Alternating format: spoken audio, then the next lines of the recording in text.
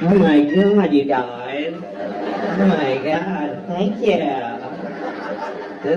You guys are great. Thank you. This is what I talk like now, just so you know.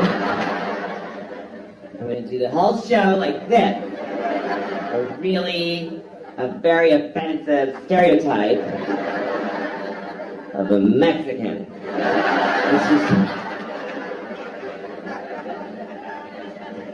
This is a Mexican at the border. Just let me in!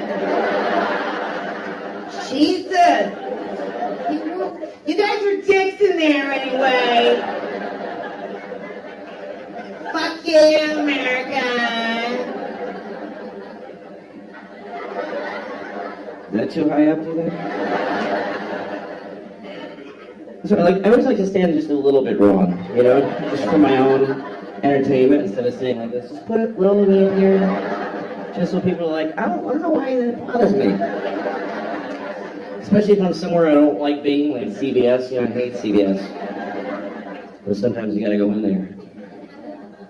That should be their slogan. CBS, sometimes you gotta come in here.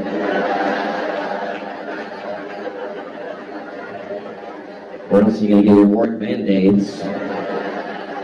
And that stuff for your dry vagina. Dry vagina. I used to think it was called a vagina. I did because I grew up in Boston. And I don't know if you are familiar with, what people call it the Boston accent. It's not an accent. It's a whole city of people saying most words wrong. It's just a stupidity in a massive region. Because my teachers, they teach you to talk like that. I had a teacher named Miss Doherty, but she thought her name was Mrs. Doherty. She mispronounced her own name. Miss Doherty. And she gave us sex ed, it was 5th grade. We had sex ed with Mrs. Doherty, and she's showing us the diagram. She's like, this is a penis. And this is a vagina. Now during intercourse, the man ejaculates sperm up into the vagina. And then later, a fucking baby comes out of the vagina. And sometimes it's retarded. This was the 70s. Teachers said retarded in Boston in the 70s. My daughter's retarded. She used to tell us every day. I have a daughter and she's mentally retarded. She's 35 and she lives in my house. She better be fucking retarded. I'm gonna stick her back up in my vagina. So I thought it was called a vagina until I was like 25. And I remember thinking it was like it's a vagina. It's like a thing that vagines, you know? Like you use it to vagina. I got a vagina in my driveway. I don't know. I just got a vagina in this new table I just made. That'll make a nice table. Like you make a new table and then you take the 80 grit paper and you sand it. And then 120. And then you go, all right, honey, get up there. And she just... It's like old... Like one of those Danish tables, or like a, nice old Italian table. This table is very smooth because my wife has a very juicy boozy, and she vagina the table. And my family, we do this for generations, and we vagina.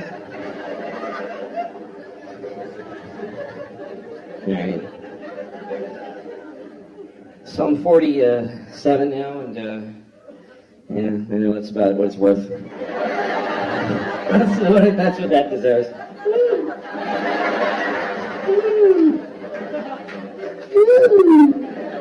Yeah, 47 doesn't buy anything. 18 you can vote, 21 you can drink, and 47 you can just keep doing whatever. Just do it. Just keep being out of breath.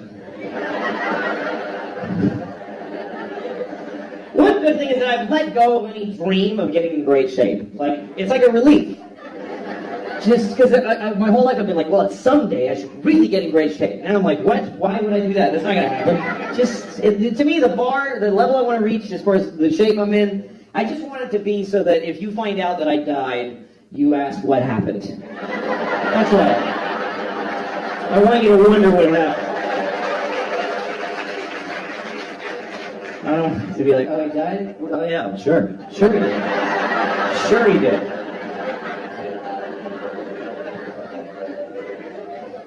Be a bigger news, you hear Louis still alive. Shit. Oh, really? Oh my God. Oh my God. How? Something's changed when you get older. Like I've reallocated some of the noises that I make. Like the noise I used to make when I come is now the noise I make when I pee.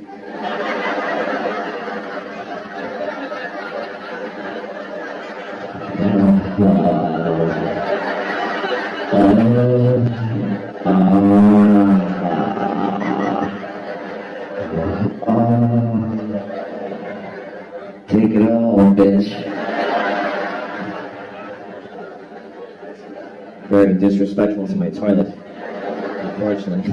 Yeah, you like that piss, don't you? Bitch. I'm gonna shit in your mouth, too. You ain't nothing but a shit-eating, piss-drinking tenant. Dumb bitch, tutted. You ain't intelligent. You ain't even been outside. Sit there waiting for me to shit in your face. Got piss on your lips. You ain't even special. I pissed in 3 toilets today. You ain't shit. It's terrible. It's awful. But that's how my dad treated his toilet, so that's where I learned it.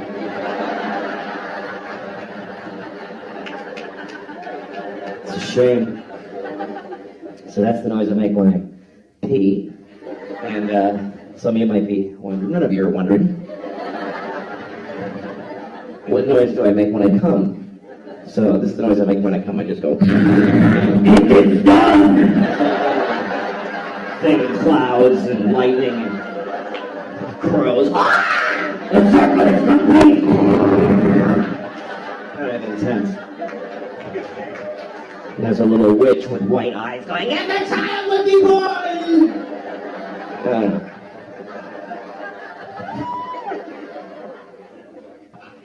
One time I was having sex with a woman. It was our first time having sex. Also, it turned out to be our last time. I wasn't. Didn't know that. Anyway, I was gonna come soon, so I felt like talking about it. But I didn't know her very well, so it came out weird. I said, "Oh, I'm coming."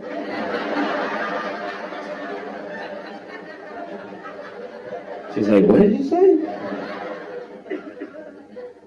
Because I was back there. That's why she had to go like this. What did you say? What was that back there, Chief? What was that? Because I'm always back there. It's a weird thing to brag about. I'm always behind her. Every time. So they don't see me crying. It's weird having sex with a woman from behind because you don't know what's going on the whole time. And I get kind of paranoid. You know, the whole time she might be like...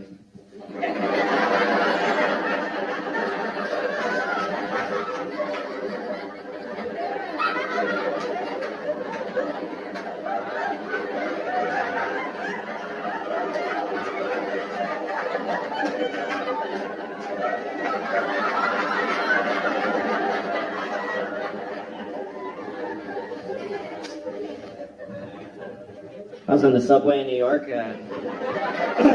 This isn't another sex story. This is a traveling story. Think you ready? So I'm on the subway. I'm standing there. I wasn't holding anything. I just like to stand like this. Standing there. I walk around the city like this. Hi.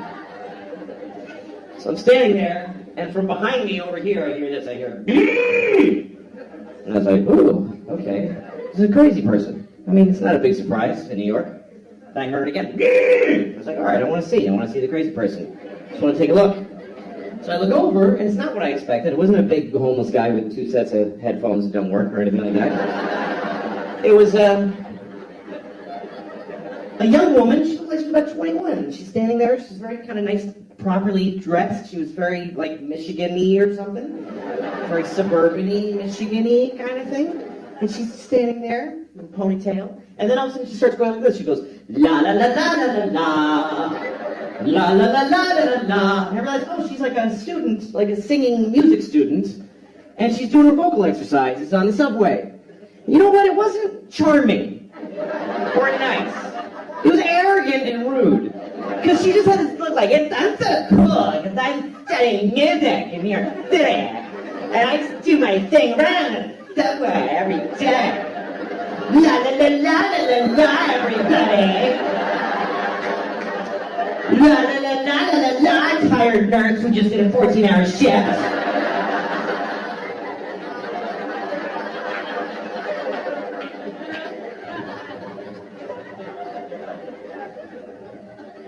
We live in an interesting time, you know? Because you can be on an airplane, you're like one of 200 passengers, you're on a flight, 30,000 feet in the air, in the middle of the flight. If you just decide to do this, you're sitting in your seat, and you start going like this, you go,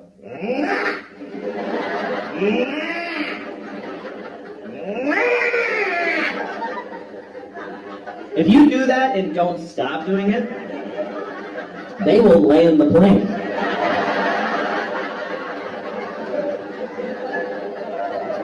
You can will a plane to the ground without a weapon or a threat.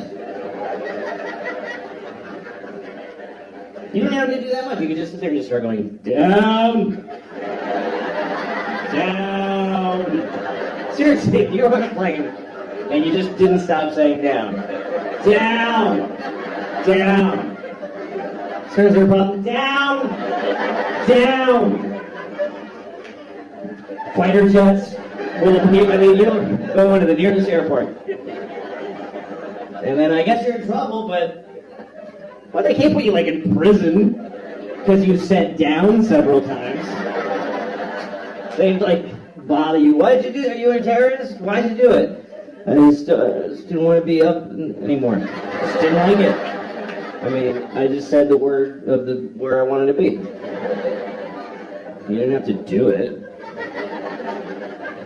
It's just a suggestion. Jesus Christ. I was on a plane once and there was 2 babies on a plane. And other people. It wasn't just me and 2 babies. That would be weird. You got on a plane, there's just 2 babies.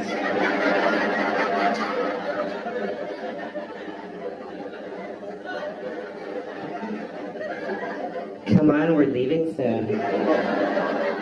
He's the pilot baby. I'm the other baby.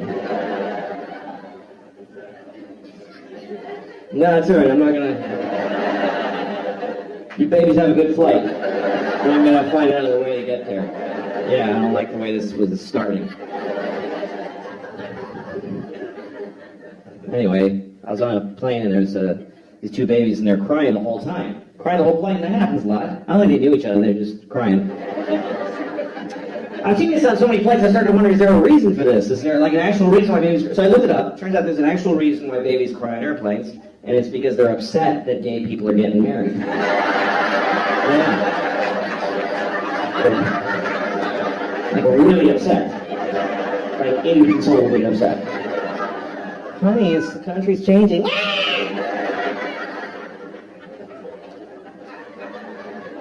And I don't agree with them. I think if people are in love, they should get married. But they can't accept that.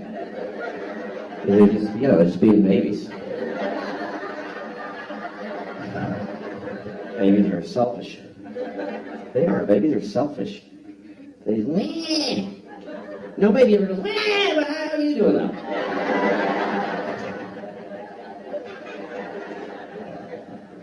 I have 2 daughters, and both of them at one time were babies, and I held them and they cried on planes. It's happened to me. I've had a baby on a plane. If you're ever, this is how selfish people are. When you're on a plane and you hear a baby crying, you think that's happening to you. You're like, oh, this is gonna ruin my flight. It's gonna ruin it. But look at the parent, because that person is holding a crying baby on a plane, which means they've been traveling with a baby all day, which means they have a baby. Okay? So their life isn't even good. They don't like anything. Their whole life was, ugh, Jesus. If there's any joy for them, it's that this is now bothering other people. Yeah, you listen to this shit now.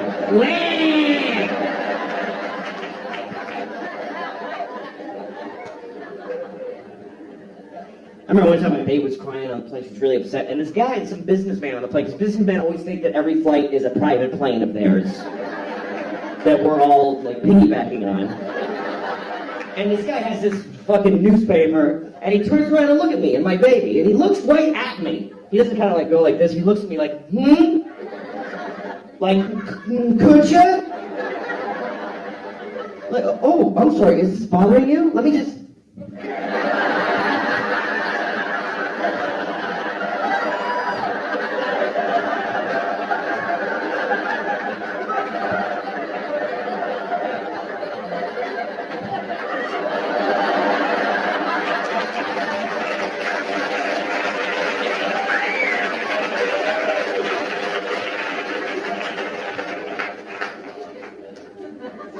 You all just clap for a dead baby.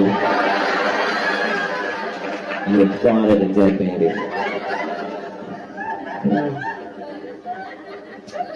I have 2 children, 9 and 12 years old, both girls. They're both gay. I'm raising them gay. Most people raise their kids straight. I'm just going to raise mine gay. They'll do what they want later, but as long as they're in my house, they're gay.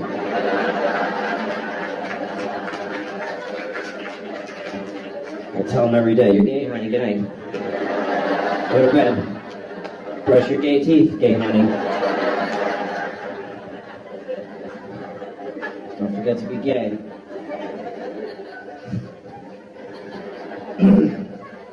Having children is a big responsibility, and I've never really done very well at it. Made a lot of mistakes, some of them big, some of them small, you know? Like, I'm still a person, I still am an idiot, you know, still, like, I got high one night, I got really high, because I don't do drugs, I never do drugs, never.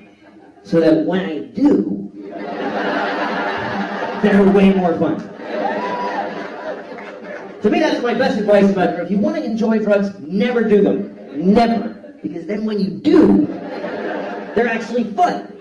Because when drugs are part of your life, they're just another pain in the ass in your life.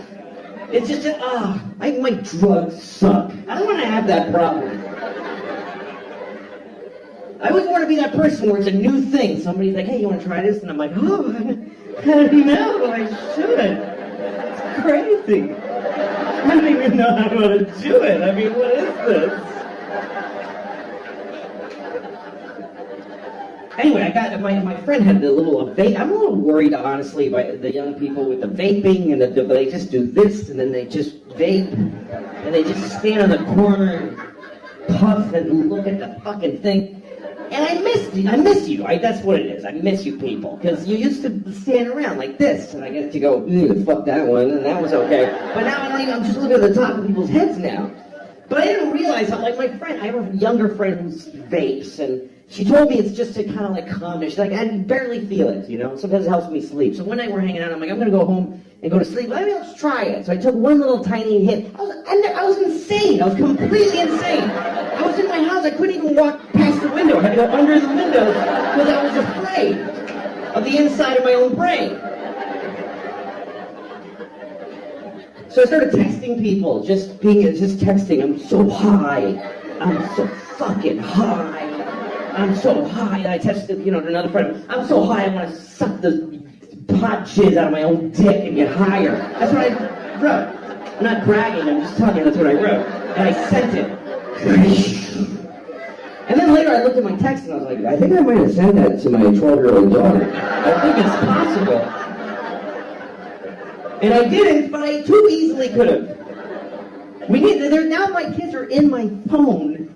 There needs to be some very reliable firewall that says these numbers are much harder to text. That you can't just, whoops, traumatize her irreversibly.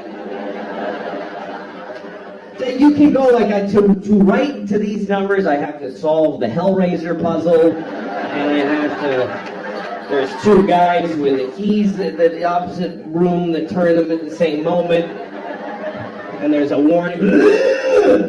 Are you sure you want to send this picture of your pubic hair to your ex-wife's mother? That's how you want to break the silence of 6 years since the divorce. This is my pubic hair. Look at all of my pubic hair. How have you been?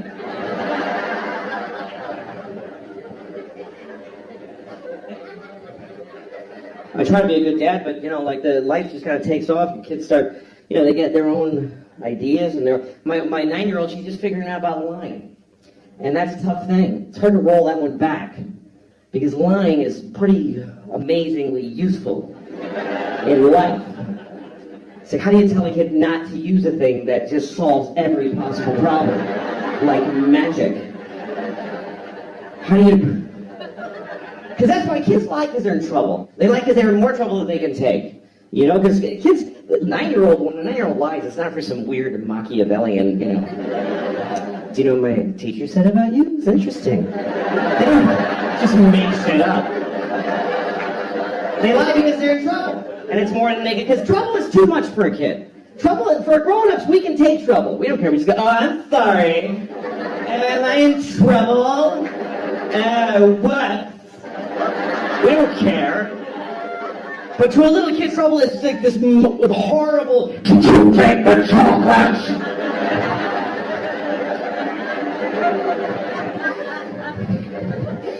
And she did, and she doesn't know how to handle it. Did you take it?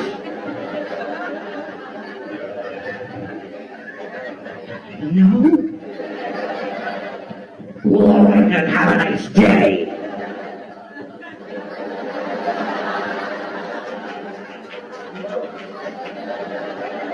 How do you then tell her, yeah, don't ever apply that perfect solution again to terrifying things? Mark Twain once said, a man who always tells the truth doesn't have to remember what he said. And that's great. But Mark Twain also said, there once was a big black guy named Nigger Jim. So, I don't know, 100% of the things he said were perfectly awesome.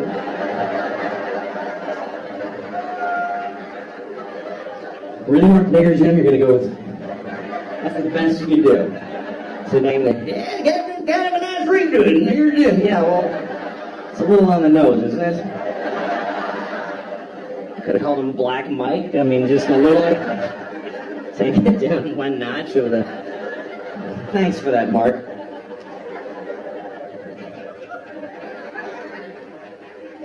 Anyway, so while we're in this area, now that I know you guys are cool,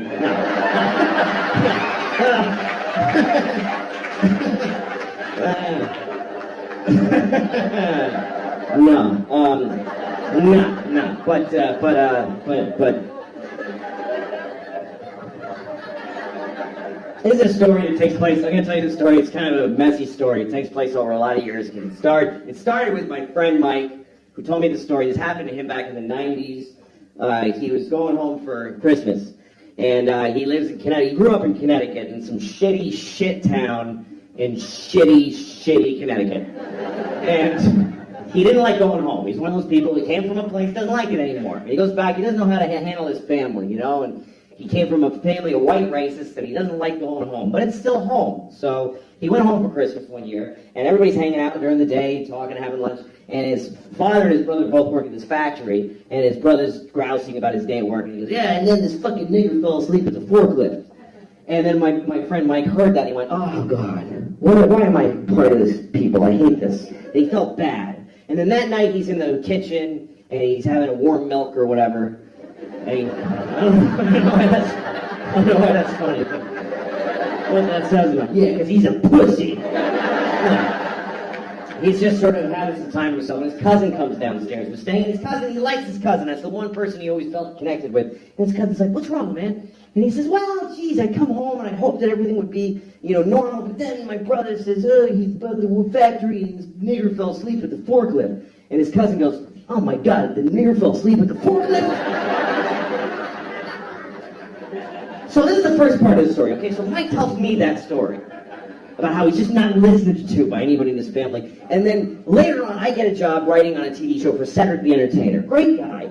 And he had a show, and he hired a writing staff, half white writers, half black writers. So at lunchtime, we talked about race. It was just, we'd have these provocative, interesting conversations, trading notes about race, the white writers and the black writers. And I told that story. I told the whole thing about the guy, and then the cousin saying, and then one of the writers, a black writer, he goes, there's nothing worse than a nigger fall asleep in the forklift. Making it harder for the rest of us. Still, nobody's quite hearing what my friend was going through. And then, about a year later, I'm hanging out with my friend Dino. Dino's Greek. He has no dog in the race. He doesn't care either way. He's Greek. Greeks aren't white or black. He's just got a big nose and he just stands there.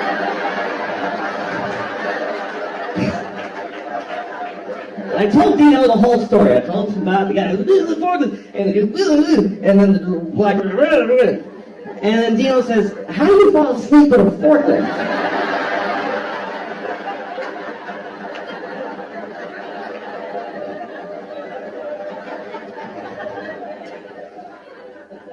My oldest daughter's going to be 13 next year. That's a big deal. That's a big deal. That's all the parents ahead of you always go like, yeah,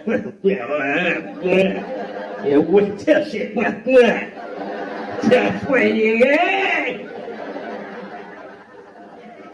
I'm not afraid of her teenagehood. It's going to be challenging and difficult, but she'll meet the challenges. I'm always proud of my kid. She's a good kid. Now, some parents are really afraid of their daughters. A lot of dads get scared. Like, I don't know what to do. I have this friend, his daughter's 15. He's like, she's going to start having sex. I don't know what to do. She's going to have sex. What do I do? I'm like, well, you don't do anything. You don't have a role in that at all. You're her father. No role. Not supportive or advisory, nothing.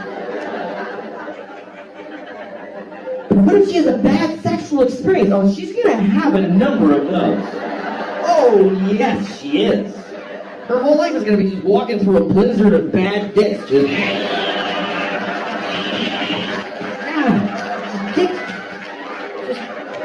Jesus. That was bigger. Fuck, I'm just trying to get to work.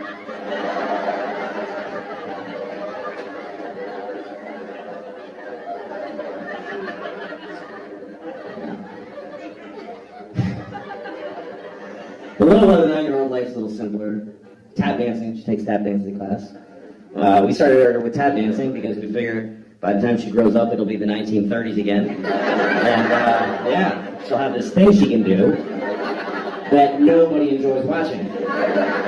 Do you know who the audience is for tap dancing? The parents of tap dancing students. That's all of it. Because we all have to go to the show at the end of the tap dancing semester. And they have a big theater show, and all the kids get up there. They all tap dance in groups of 3s. There's about 6,000 kids. They do about 20 minutes each. So the show's about 7 months long. And everybody dies at the end. But you go because you want to see your kid tap dance. Because that's an amazing thing. Because this was a baby. She was just a baby. She was just like, that's it. And now she's going like this. It's amazing. But you gotta watch all those other kids that you don't love at all. You gotta watch people, grown-ups do it. There's grown-up adult students and they get up there, get off, nobody's here to see you. Nobody. Your parents are dead, you're 52. Nobody came from work, nobody came from work.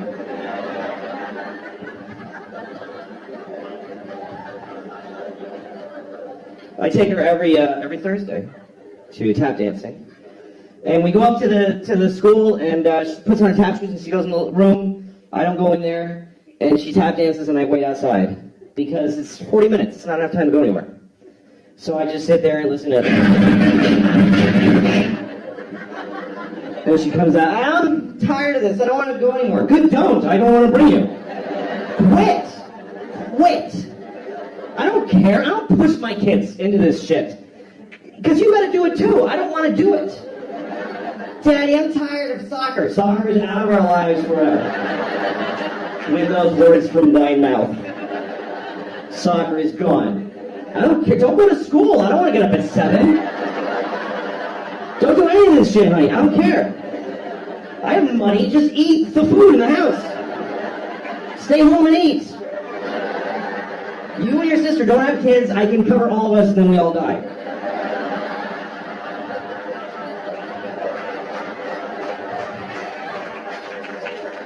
That's my goal.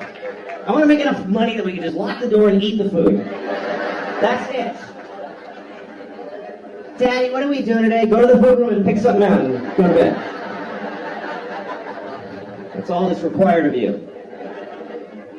People overthink this life shit.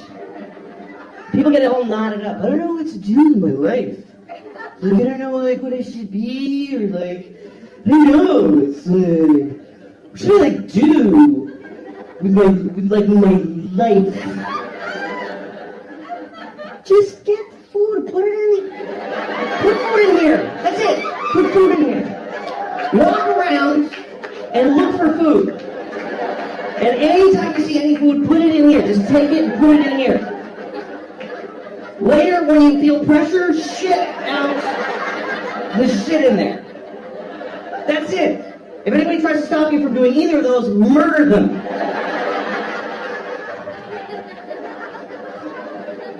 That's it. Doesn't have to be more complicated. Do it till you're dying, till you're dead, till you're dead, dead. I don't know how long I'm going to live. I have no idea. You don't really ever get to find out. You never get to go, okay, I'm dead, so 80. You don't ever get to have that thought. This is it. You get to go, this is probably it. That's your last thought. This is probably it right here. Yeah, well, we're all going to die at some point. It's true, man. And you find out at some point, it's an interesting thing about human beings that we live with the knowledge that we're going to die. I found out when I was 7 that everybody dies. My grandfather told me. He said, everybody dies! I wasn't even talking to him.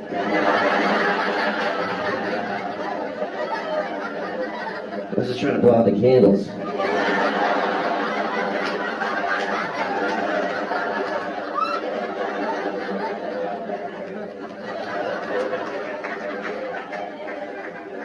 Now, I was 7 years old when I found out that everybody dies.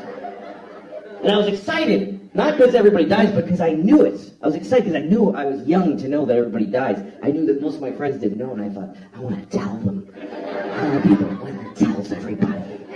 I especially wanted to tell Benji, this kid across the street from me. There's this kid, Benji. He wasn't my friend. I was 7 and he was 6, but if I ever came out of my front yard, he'd come out and I'd be like, oh, here he comes. And just hated him. Hated him. First person I ever hated. Like, visceral hate. To me, he was a piece of shit, cocksucker, asshole. That's what he was to me. And I didn't even know any of those words. I just had that like as a raw feeling with no way to say it. I was too young for the feeling that I had. And then I heard somebody say, piece of shit, cocksucker, asshole. I was like, Dad, yes, thank you. That's what that, yes. That's, yes. Anyway, one day I was in my front yard and piece of shit Benji comes across. And he says, I got a new bike, or something like that. And I was like, you're going to die someday.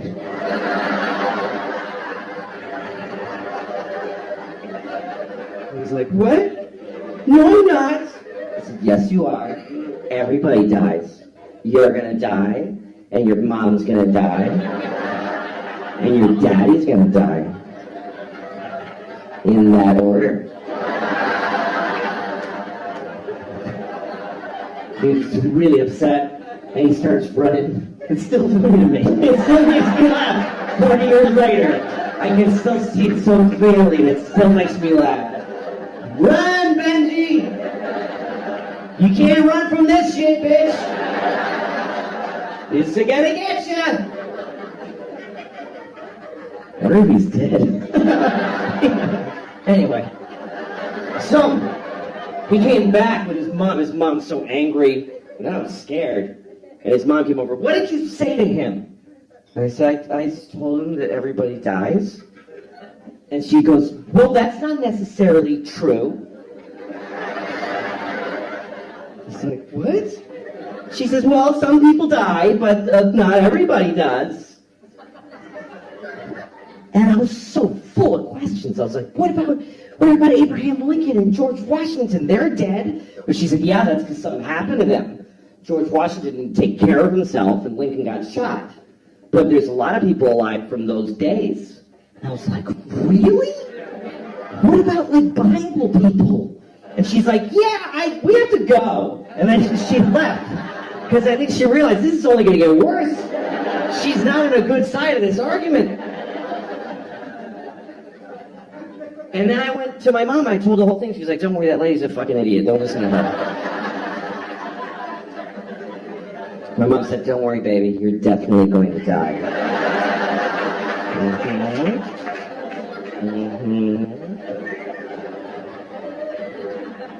People from the Bible. What if people in the Bible knew they were going to be in the Bible? Like, guys, this is totally going to be in the Bible. You guys are going to get in the Bible, everybody. I'm going to get my roots done so I look good for the Bible.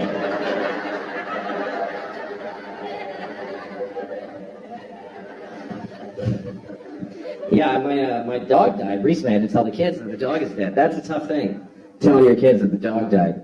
You gotta tell them at some point. You can't just keep going. Where are you going?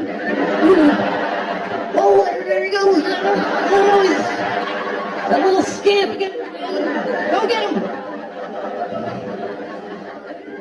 Told my kids the dog died, and we dealt with it. And I was proud of them how they expressed their feelings about it. They cried. I was proud of them how they dealt with their feelings and what they said about it and how they processed it. And I realized this was a positive thing. That's how you start thinking as a parent. A lot of things you don't think it would be positive really are because a dog dying is an opportunity to deal with death with your kids. It's like a dry run for grandma.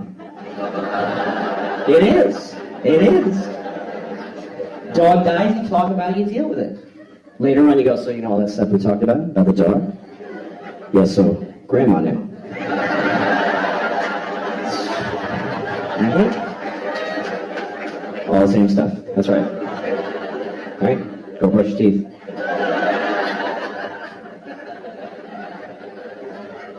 I had a dog when I was a kid, and he hated me.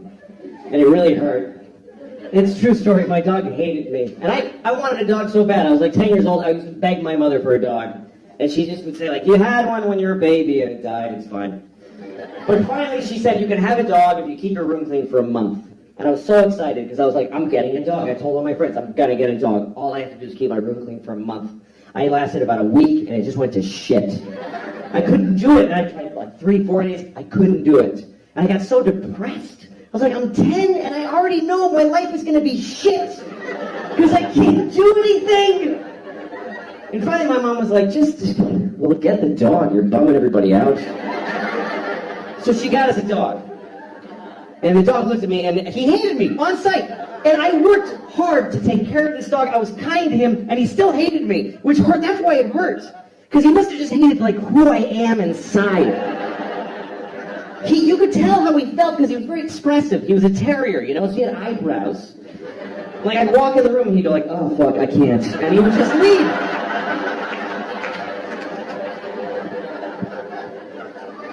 I would take him for a walk, and I had to use a leash, and I didn't want to use a leash. I want to be one of those cool guys with a dog that just comes along. You know, those guys who's got like a suede jacket with patches in it, and like scratchy hair, and he's like, yeah, and he gets in his old pickup, and he's like, come on, Dad. He goes like, you know those guys that can whistle that corn whistle?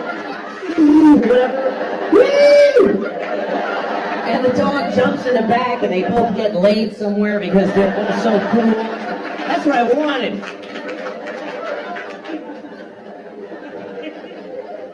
But my dog would go for a walk and the leash was like taut like this. And once he'd be like, yeah, we're friends. It was like, get apart from this kid when I get my face. He'd be choking himself the whole time.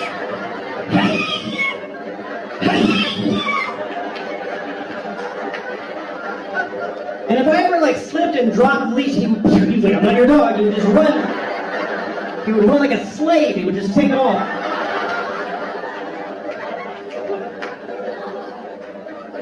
That's how he ran. It's an apt description. That's how he ran. He didn't run like a deer. This is how a deer ran. He ran like this.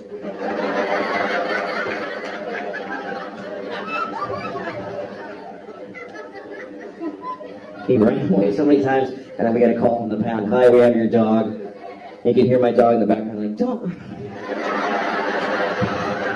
Seriously? I told you.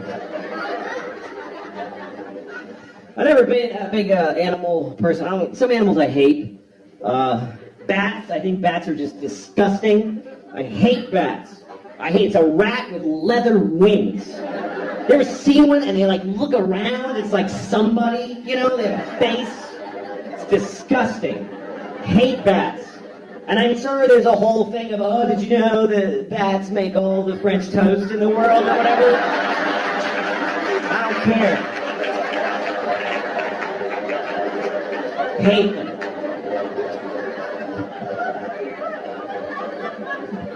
I had a bad bat experience.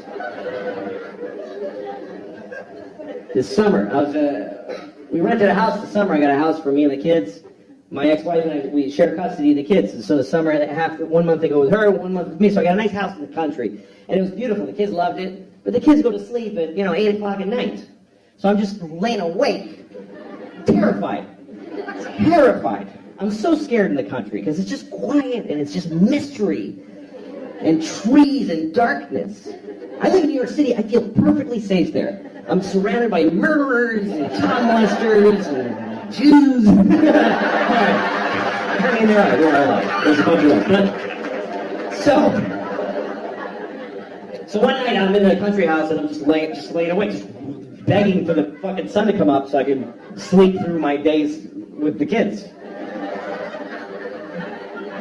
And I'm laying awake, and my bedroom's above the kitchen, and suddenly I hear this. I swear to God, I heard this sound. I heard that, like clear as a bell. And immediately my heart is pounding. I'm like, I'm going to have a heart attack right now. Because there is a witch in the kitchen. First of all, there are witches, I have no doubt, in that moment. There's witches. That's how easy it was to flip me out. Oh, there are witches. And there's one in the kitchen. And I gotta go down there. I can't just, they like kids. She'll get the kids. So I go downstairs, I'm terrified.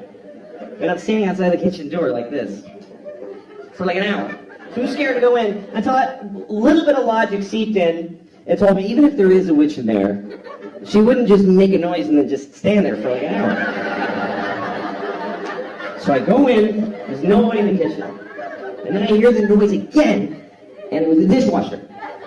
The dishwasher has weird tubes, and when the soap goes through them, it's kind of vocal. I don't know why, but it goes. It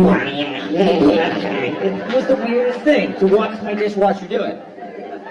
I was like, all right, it's cool, I'm fine. There's no witches. I'm about to go upstairs, and a bat, a fucking asshole bat, pink bat, but he's like, and he just flew right by my head like this, and I went, ah! Fell on the floor.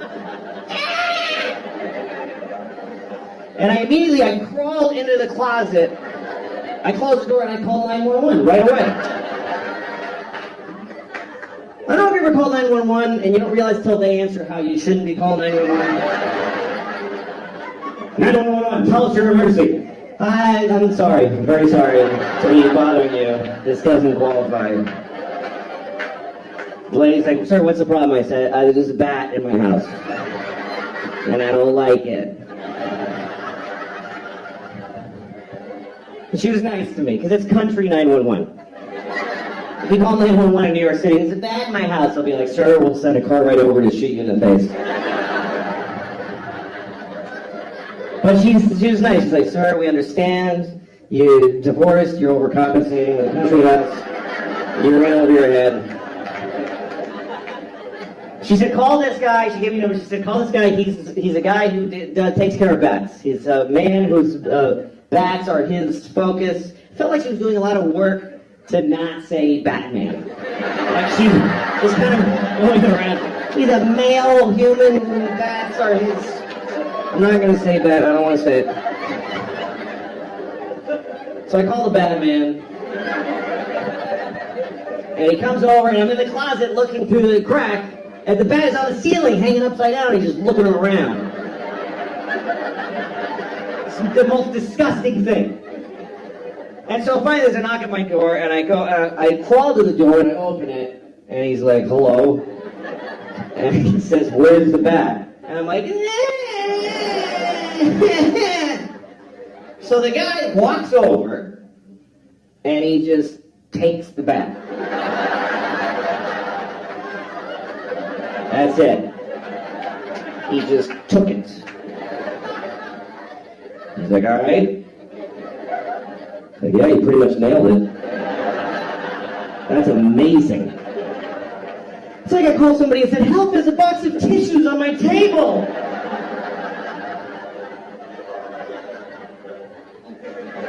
Oh, thank goodness. What a relief to have a man in the house. Would you like some sweet tea? Wasn't expecting company. Oh, my throat fell open. He saw my breasts. Ooh, what do we do now, Mr. Batman?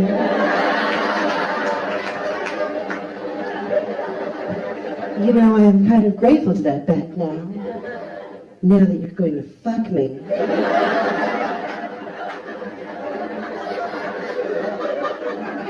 You're not? Well, all right, you can go then. I can't get out of it. I'm sorry. I just like to keep doing that till the laughter stops. Just like, fuck, it's getting upsetting. But I just did that for like 40 minutes. Well, if you weren't going to help me, then why did you come out for me? I'm alone here all day, and I hardly can handle it anymore. Alright, okay. So, no, don't do that. Don't do that. I was in New York one time. I was on the subway platform, and I saw two rats, and they were fucking. And I never saw them before. I'm like, holy shit, there's two rats fucking right there. And so I watched them. Because you can watch rats fuck. It's not a big deal. You don't have to go like...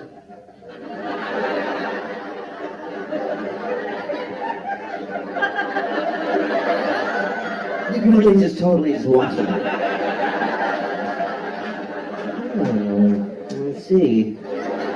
Anyway, I'm watching them. I'm just curious. I mean, it wasn't surprising how they do it. It's not like she's on top going, I love it.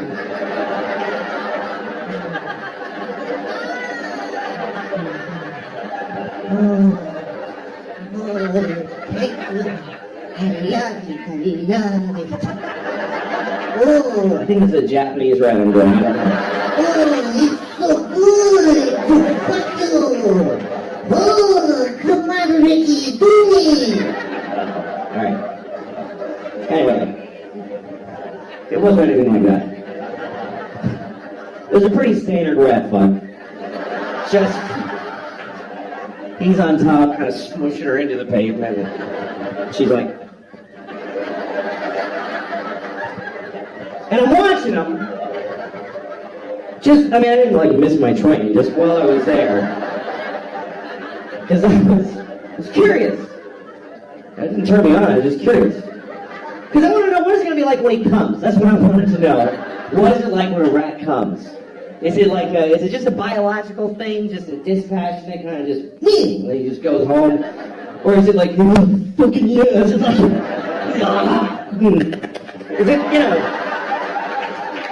Is it ecstasy? Is it an orgasm? I told that story to a friend of mine, and she was like, well, what about the girl rat? What about her orgasm?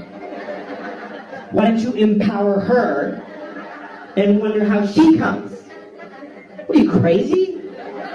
Girl rats don't come. There's no way the girl gets to come when rats fuck. First of all, he's not going to hold out for her. He's not that kind of dude, you can tell. He didn't give a shit. He's going to fuck her. He doesn't even know her name. He's not sitting there waiting for her and trying to think of things to not come, like giant garbage bags with no food in them or whatever. And even if he did, she's on a subway platform in front of people. She's not going to be able to get to that place, that inside place that girl rats need to find their orgasm. Because I know what girl rats need. I know how to make a girl rat come. I do. You just pick them up and hold them upside down. And you just...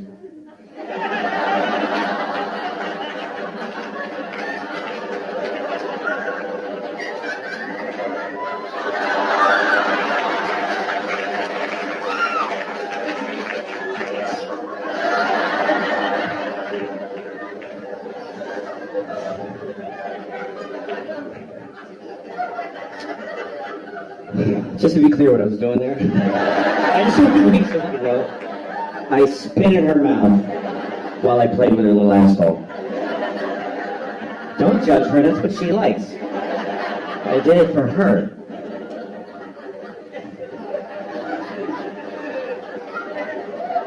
I was watching The Wizard of Oz with my daughters, and I know that's a weird couple of stories to put together. Fingering a rat's asshole to orgasm and watching The Wizard of Oz with my daughters. But they happen to have happened one right after the other.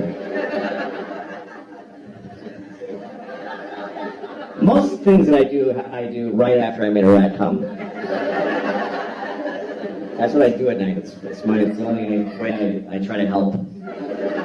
All right. So, let me just tell you this first. I was at a place to eat dinner in New York, and I heard these two women talking, and one of them is talking about the guy she's dating. They were about 21 years old, like NYU students. And so she's talking about it. You know, a lot of times I'll hear this. A woman talking about the guy she's dating, and she runs down the stuff that's not satisfying.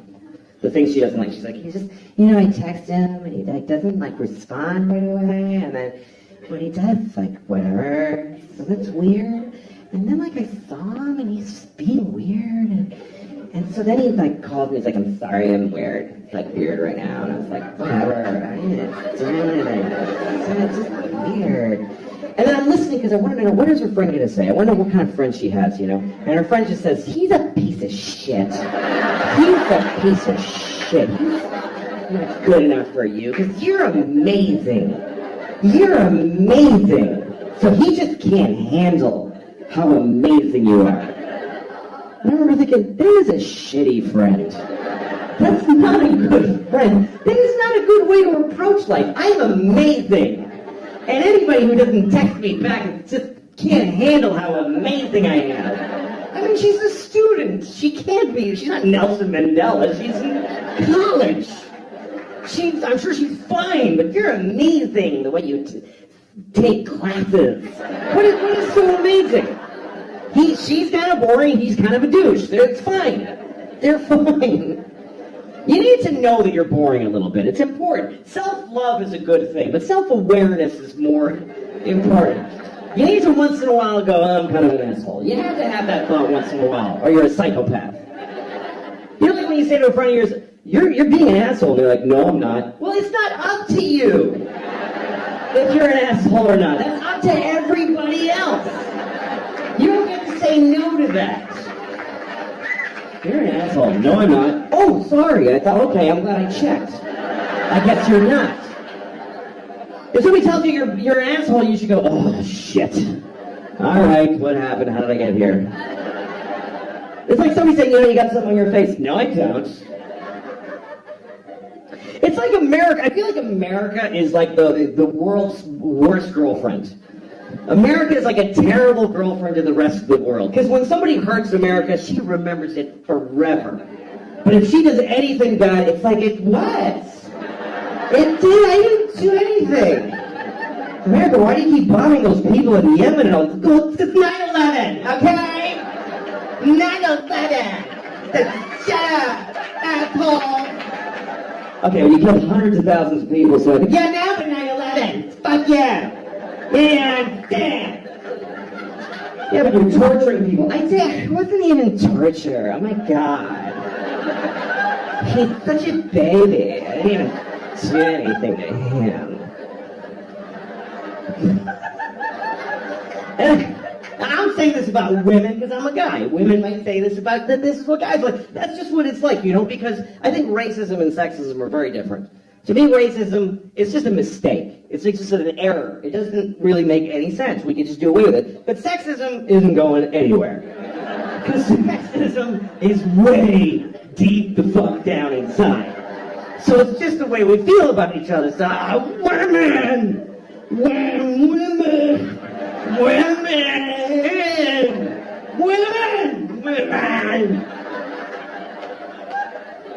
And you're like, man.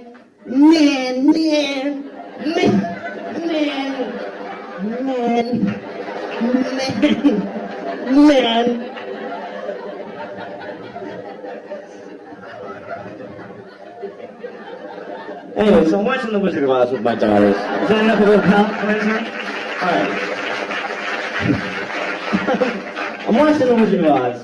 I don't know if you've seen it. It's about a little girl named Dorothy. A very sweet little girl, played by an alcoholic older lady. Who lives in Kansas. She's a dog. She's very upset. And she keeps saying, my dog! And everybody's like, this is a farm. We're working. Leave this alone. And then there's a tornado, and they all run inside, and they barely look for her. It's unbelievable.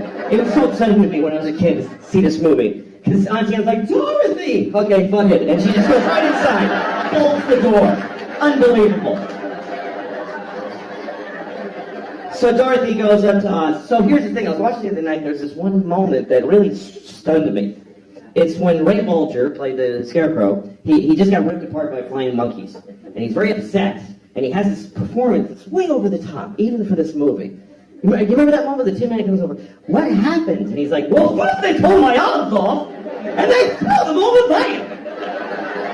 And then they pulled my legs off, and they threw them over there. And I've seen this movie 1,000 times. But for some reason this time, that moment made me go, oh, shit. That was a lot. And I started to wonder if Victor Fleming, the guy who directed The Wizard of Oz, if he had a moment during the filming of the movie where he was like, I think I gotta have a word with Ray. Because that's getting to be a lot. Alright, let him do another one. Okay, action! What happened? Well, first they pulled my arms off, and they threw them over there. And then they pulled my legs off, they threw them over there. Okay, cut! Comes over. So listen, Ray. Yeah?